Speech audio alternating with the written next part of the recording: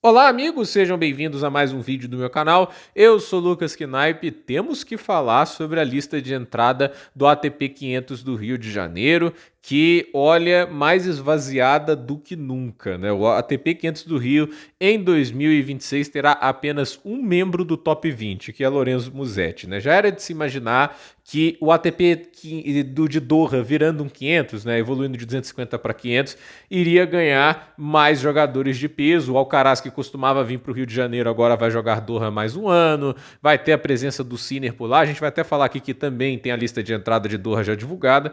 E o que a gente tem aqui para comentar sobre esse torneio? A presença sul-americana, obviamente, vai ser muito forte, né?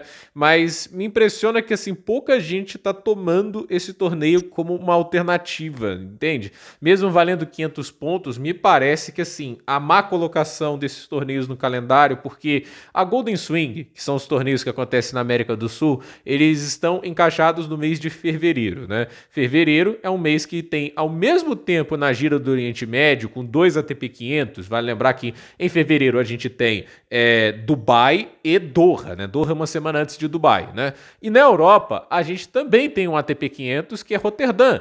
E nos Estados Unidos, a gente tem outro ATP 500 que é Dallas. Então, assim, são quatro, e Acapulco também. Então, assim, são 5 ATP 500 acontecendo, alguns que vão acabar em conflito de horário, né? Tipo assim, vão acabar batendo na mesma data, e a gente tá vendo uma situação que tá ficando muito prejudicial pro torneio que acaba tendo menos atrativos, né? E eu nem acho que, assim, o que vai ditar uma pessoa ir pro Rio de Janeiro ou não é só o pagamento, o cheque, mas a verdade é que esse torneio começa a ficar bem ameaçado, talvez de sofrer um corte na pontuação, ou até mesmo assim, tipo a ATP que tá querendo colocar um Masters 1000 em fevereiro, como é o caso do Masters 1000 da Arábia Saudita, né? Esse torneio pode sofrer alguns riscos, né? E é uma pena porque é o maior torneio da América do Sul. Mas olha essa lista de entrada. Ok, Lorenzo Musetti, um nome muito bacana, excelentíssimo tenista de saibro, e acho que é talvez um dos motivos para ele vir aqui para a América do Sul. É uma boa oportunidade para ele somar bons pontos, né? Já que na quadradura vai ser mais difícil, né? Francisco Cerúndolo já era de se esperar, um tenista argentino que obviamente tem como melhor superfície o saibro. Aí você tem Luciano Darderi, que está sempre tentando aproveitar esses torneios para somar bons pontos e faz bom trabalho nisso. João Fonseca é o tenista da casa, obviamente ele vai jogar no Brasil. Baez, nem se fale aqui, preciso de explicações, né? Ele é o cara que domina essa gira de saibro na América do Sul. Sônego é um tenista que está buscando pontos, obviamente, assim, a gente olha aqui os europeus, Daniel Altmaier, Alexander Müller, o Matteo Berrettini, Damir Dzumhur, Pedro Martínez, né? E a gente pode chegar até ali o Emílio Nava, Laszlo Odjeri, o Tarberne, todos eles estão buscando pontos, né? Tipo, eu não acho que esses caras estão buscando ritmo para quadradura, no torneio como seja Roterdã, Doha, aqui são chaves mais abertas, né? E o Berrettini é um cara, por exemplo, né, um nome bacana que a gente vai ter aqui, que tá precisando se recuperar, já tem tempos que ele não tá conseguindo uma boa sequência e o Brasil pode virar uma oportunidade para ele. E por enquanto essa é a lista de entrada, né? Pode ter tenistas desistindo, né?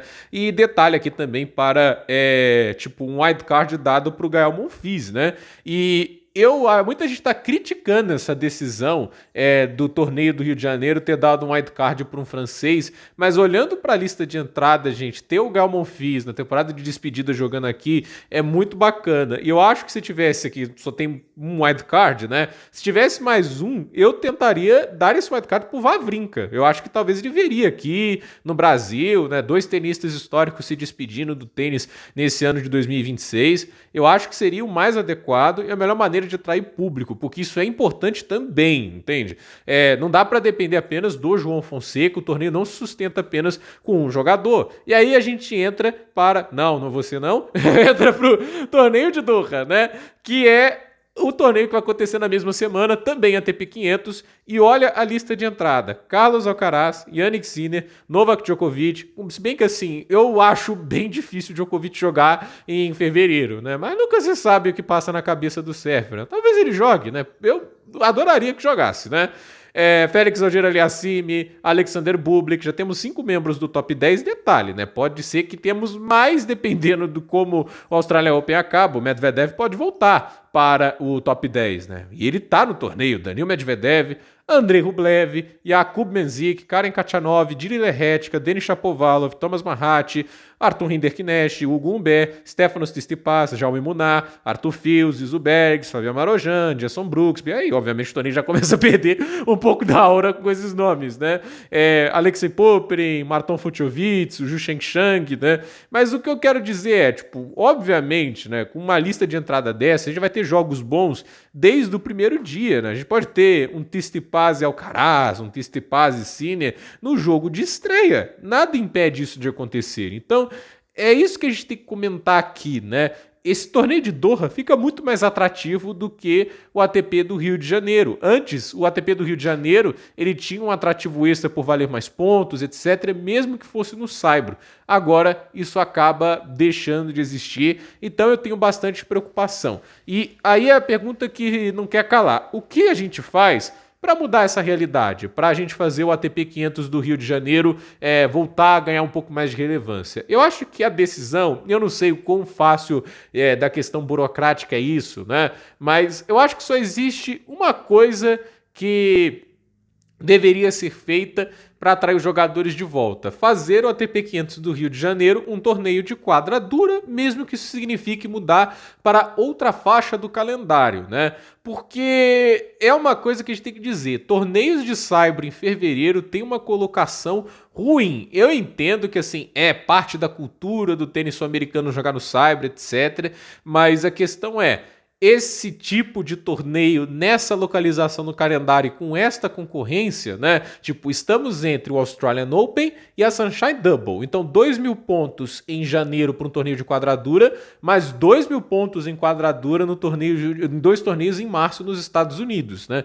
Se o ATP 500 do Rio de Janeiro quer ganhar uma força extra, ou ele muda de data do calendário ali para, quem sabe, numa das semanas entre torneios do saibro, né? Que eu acho muito difícil até por causa da questão logística, tudo acontece já na Europa, né? A gira de saibro é quase totalmente europeia e vai para a quadradura, até porque já a infraestrutura pronta, né? Até, isso é uma coisa que é até pouco comentada, né? A infraestrutura do ATP 500 do Rio de Janeiro, ela é desmontável. Para quem não sabe, não existe uma quadra central o ano todo no lugar que é feito o ATP 500 do Rio. Nos meses ali antes do torneio começar, ou no mês, melhor dizendo, eles vão lá, constroem a infraestrutura e pronto, né? Se você for olhar no Google Earth onde fica a quadra hoje, você não vai achar ela lá. E a quadra Maria Esther Bueno, usada para as Olimpíadas do Rio de Janeiro em 2016, uma quadra bonita, de boa infraestrutura, de boa capacidade, está lá sem quase uso nenhum. A última vez que eu vi essa quadra sendo utilizada foi na Copa Davis, e eles ainda jogaram saibro por cima para transformar a quadra de saibro, etc. Né? Mas existem quadras duras no Rio de Janeiro, em um bom complexo, né, do Parque Olímpico. Né? Eu não sei que condições esse complexo se encontra hoje em dia, até porque um Parque Olímpico não era uma necessidade que a cidade do Rio tinha, não havia demanda para isso, né? Mas é um lugar ali que tem bons hotéis na proximidade, né? Então, eu acho que a transferência do torneio do Rio para uma quadradura seria importante. A gente já teve transição de torneios de superfície anteriormente e acho que isso vai se tornando cada vez mais uma urgência.